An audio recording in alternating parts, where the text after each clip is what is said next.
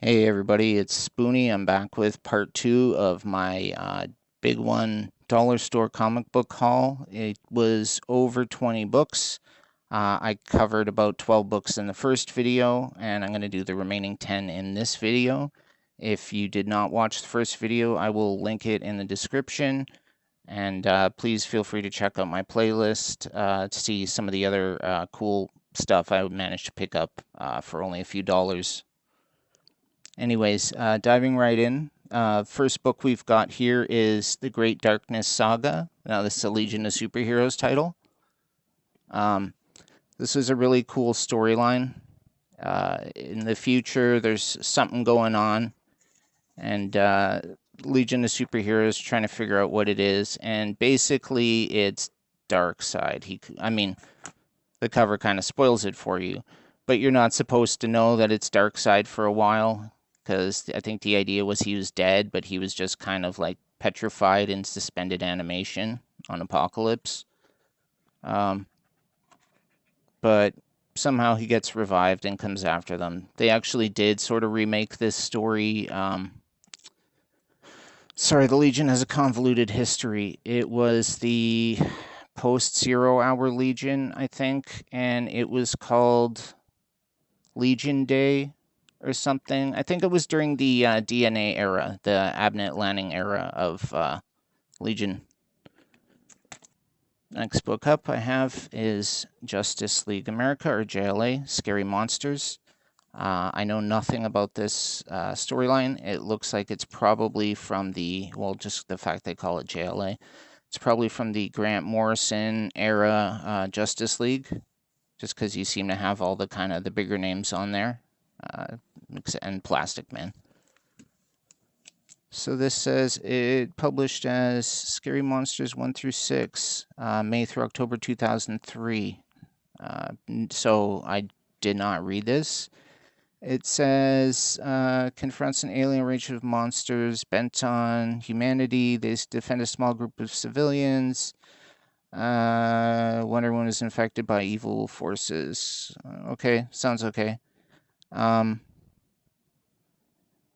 the other issue collected in here, All-Star Squadron number 25. This is the first appearance of Jade, who is Alan Scott's daughter, the original Golden Age Green Lantern, who's now gay. And there you can see Jade. She, because of her sort of power source, she kind of floated around, is Green Lantern related, but I don't think she was actually a member of the Corps. Okay, next up is a Batman book called Outlaws. Now this collects, what does it have here? Batman Outlaws 1 through 3, 2000, and Batman 360. Let's see. So Batman Outlaws, I guess a mini-series with Bloodhawks. It does feature Cassandra Cain, who showed up, I think, after the No Man's Land arc of Batman, where there was an earthquake.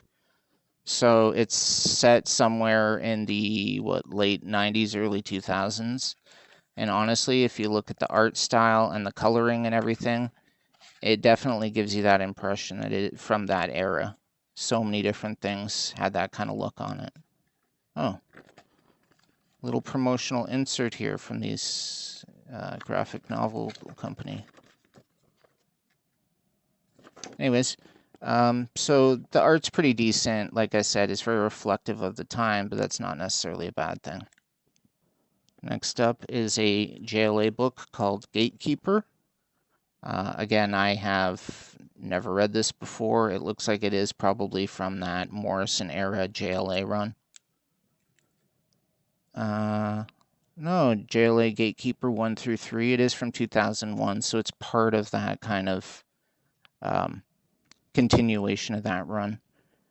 And Green Lantern Annual number 9, who introduced Ishtar, which I'm not familiar with as a comic book character. Again, the art looking very reminiscent of kind of early 2000s artwork and coloring.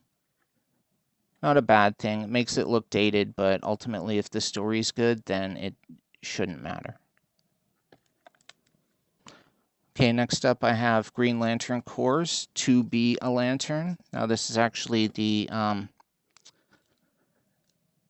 first volume, I think, of the Green Lantern Corps when they came back. I actually do have the singles of this as well as the softcover trade.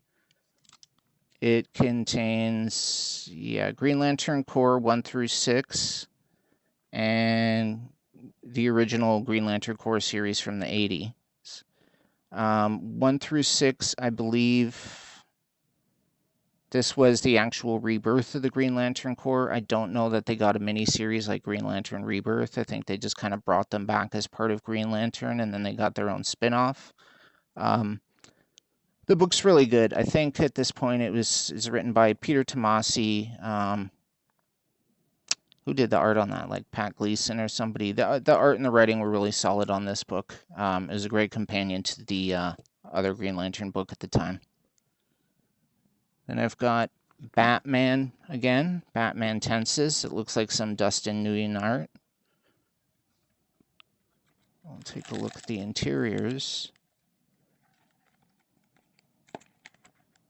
Yeah, I mean, they're ooh, that looks interesting. Who knows? Haven't read the story, don't know what it's about. I'll check out the back in a second. I got some John Stewart Green Lantern stuff here. So this has, again, another miniseries, Batman Tenses 1 and 2, and then Green Lantern Mosaic. Oh, I've heard that's actually quite good. That's really cool that that's in here. I heard it's a really good John Stewart story. Next book, Full Throttle by The Flash. Now, if I am correct on this, yes, this is Flash Fastest Man Alive 7 through 13. Again, I do have this in singles. This is the one, Flash the Fastest Man Alive was the series where after Wally West disappeared, pre-Flashpoint, Bart Allen kind of took over the role as the Flash, and he got ganged up on by the Rogues, and they killed him.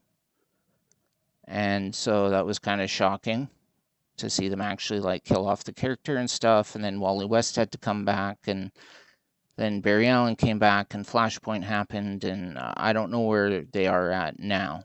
But this was an interesting run, especially, again, because it's not very often you get to see like the title character of the book actually get beaten to death. And then the reprint is Flash 128. It says it's the introduction of Abracadabra, who's a magician, but he's actually a scientist from the 64th century, so his technology looks like magic to us. Next book up is actually Booster Gold. It's the Blue and Gold collection. I've read a little bit of this when it was coming out as single issues. This is probably around where I stopped. Booster Gold 0, sent through 10, and the number 1 million issue. I like the fact that they tied into all that stuff. They did like a 0 hour, like from the DC 1 million specials. They did all these kind of funny things. I know in this one he was desperately trying to find a way to save Ted Kord, Blue Beetle. I don't know if it ever ended up happening because I stopped reading this, and eventually they rebooted the universe. Also includes Booster Gold number 1 from the 80s, just reprinting his sort of first solo adventures. Okay, so the next book is Green Lantern, Revenge of the Green Lanterns. Now, I actually got this confused with the Green Lantern book from earlier. I believe this is the one where they actually come after him. Oh, there's Mongol, but it's Mongol 2. Yeah, he's trying to rebuild Coast City.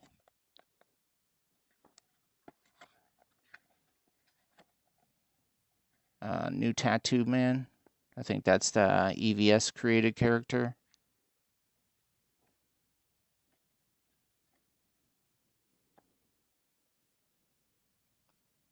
So I think this is where they find that there were some lanterns they thought were dead, but they've since come back. And finally, the last book here is Superman, Reign of Doomsday. Now, this was really cool to find for $5. This is some of the last Superman stuff before they did the New 52. So you can see they have Steel, like the John Irons, Volume 3, Number 1. Outsiders, Volume 4. I think that was, I don't know who was on the team at that point. That was started off as Batman and the Outsiders and then switched back to Outsiders. Justice League of America, Superman Batman Annual Volume 1, Superboy Volume 5, Action Comics 900 to 904. And you can see that's 2011, so this is probably like the last Superman story before they reboot everything for Flashpoint. Because it's so thick, there's no other additional stories they reprinted on here.